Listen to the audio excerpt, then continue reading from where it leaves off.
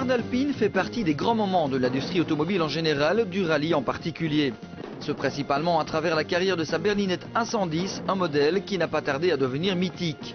Si les succès commençaient à tomber dans son escarcelle dès 1967 avec un premier titre international en 1971, c'est surtout l'année 73 qui reste marquée dans les mémoires, puisque cette année-là, Alpine atteignait son objectif, devenir la première marque championne du monde des rallyes. L'histoire d'une équipe extraordinaire, une vraie famille et d'une petite auto simple, fiable et légère de 170 chevaux à peine, que nous avons retracé pour vous en images, le tout agrémenté de quelques commentaires d'époque. Dieppe, l'usine Alpine Renault. Lorsque revit sur un écran de cinéma l'histoire de son triomphe dans le championnat du monde des rallyes 1973, l'équipe ne semble pas tellement surprise. Bien sûr, dès le début de l'année, ils avaient prévenu, mais tout de même.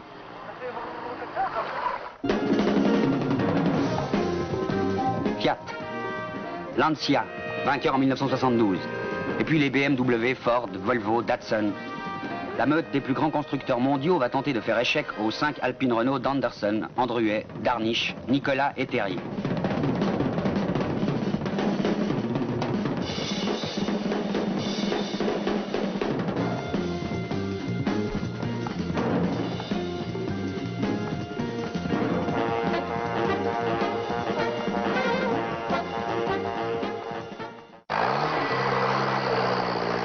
Tout commença dans la première épreuve, le rallye de Monte-Carlo qui fut la première victoire de l'année. À la fin du parcours commun, Andruet est en tête avec 1 minute 44 secondes d'avance sur Anderson. La véritable compétition se fait jour entre les pilotes français eux-mêmes. On leur a demandé de gagner, ils feront mieux encore en improvisant une véritable course dans la course. Les choses démarraient en effet plutôt bien. En grande forme et profitant des erreurs de la concurrence, Jean-Claude Andruet menait un trio d'Alpine avant de perdre 2 minutes à son tour sur une stupide sortie de route après déjà avoir crevé. J'étais con comme un balai, bon, et c'est moi qui ai perdu le rallye là. Et à la place de m'arrêter pour changer avec les spectateurs, je me suis dit, tu vois, j'avais tellement peur de perdre cette minute 20 que j'avais d'avance que j'ai continué comme un fou. Dans une descente, Anderson quitte la route et Andruet lui reprend 45 secondes. Puis le devance de 14 secondes. Premier passage dans le Turin. Anderson, 15 minutes 23 secondes. Second passage. Anderson, 15 minutes 22 secondes. Pour gagner, Andruet ne doit pas dépasser 15 minutes 37 secondes. Il réalise alors un temps de 15 minutes 11 secondes, prenant 26 secondes d'avance sur son coéquipier. Éblouissant.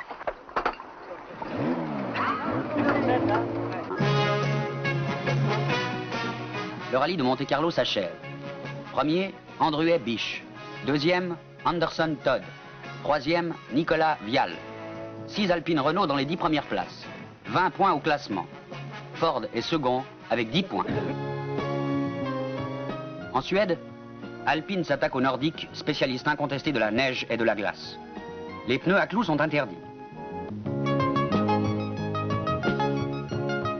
Saab place 2 voitures en tête, mais Terrier remporte une superbe 3e place. Alpine Renault mène avec 32 points, Saab est second avec 20 points. 3e en Suède, ça me fait plus de plaisir que de terminer premier en Italie ou à l'Acropole.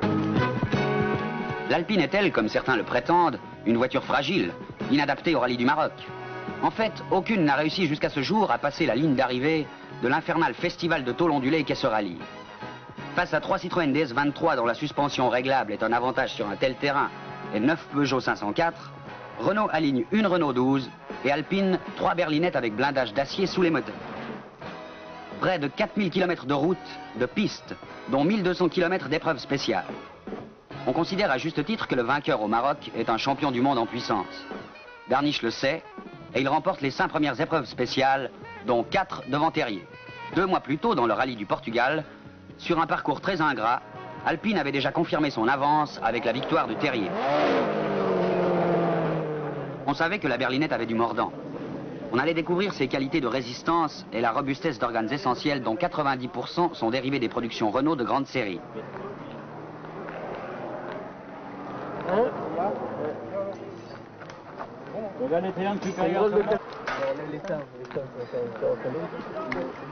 Dans cet enfer du Sud, la suspension, les freins, la boîte de vitesse, l'embrayage, le circuit de refroidissement, la direction des Renault 12 ou 16 qui équipaient les Alpines ont tenu. Et ce n'est pas le moindre aspect de cette éclatante victoire. La fin de ce rallye sera un véritable duel entre Citroën et Alpine. Nicolas prendra la 4e place, mais Darniche gagne et les 3 Alpines sont à l'arrivée. 72 points au classement.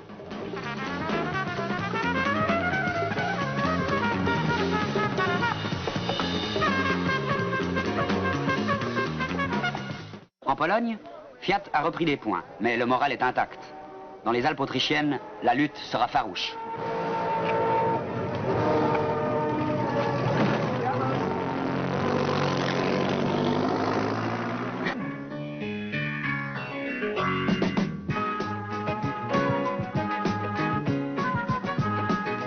Sur des routes très bosselées, les suspensions seront soumises à une véritable torture.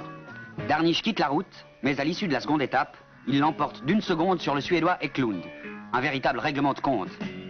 Nicolas Vial se classe 4e.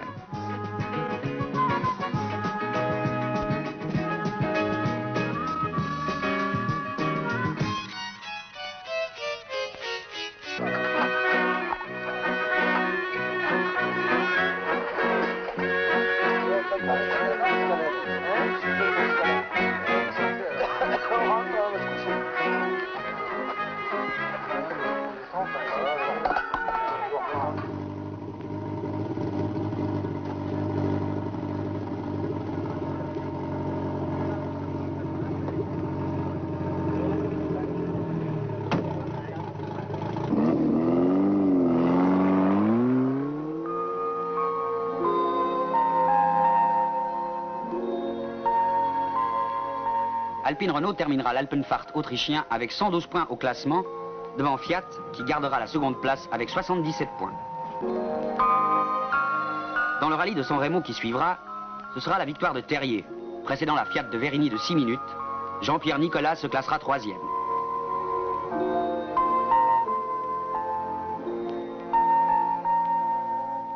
Dans le rallye de Grande-Bretagne ensuite, Ford réalisera un triplé très remarquable, McKinnon en tête. Mais Nicolas 5e conservera l'avance au classement. 140 points contre 93 à Fiat et 66 points à Ford, le 3e. En 70 et 72, Alpine Renault avait déjà remporté le Tour de Corse. Une fois encore, ce fut vraiment la victoire d'une équipe, aux qualités exceptionnelles.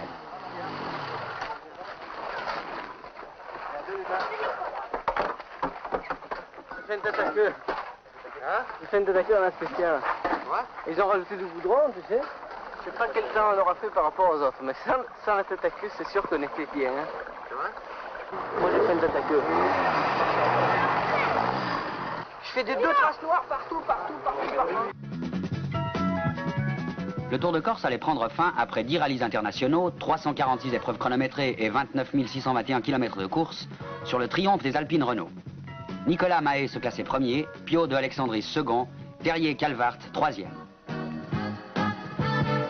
5 voitures bleues dans les 6 premières places. Le secret du succès, s'il en est un, la confiance tout simplement, de l'amour-propre en somme. Car derrière les exploits et les fastes d'un championnat du monde, ce sont des milliers d'hommes qui s'identifient à de pareilles victoires. Mécaniciens, ouvriers, ingénieurs, techniciens. Le championnat du monde des rallyes 1973 n'est déjà plus qu'un souvenir. Mais quel souvenir! Le champagne s'est évaporé sur les lignes d'arrivée, mais la preuve est faite. La compétition automobile est une retombée naturelle de l'activité industrielle. Elle est génératrice d'expérience et de maîtrise croissante. Cette jeunesse, cette fête, c'est la santé d'une industrie. Lutte sportive, performance, qualité. Ces victoires jouent un rôle considérable.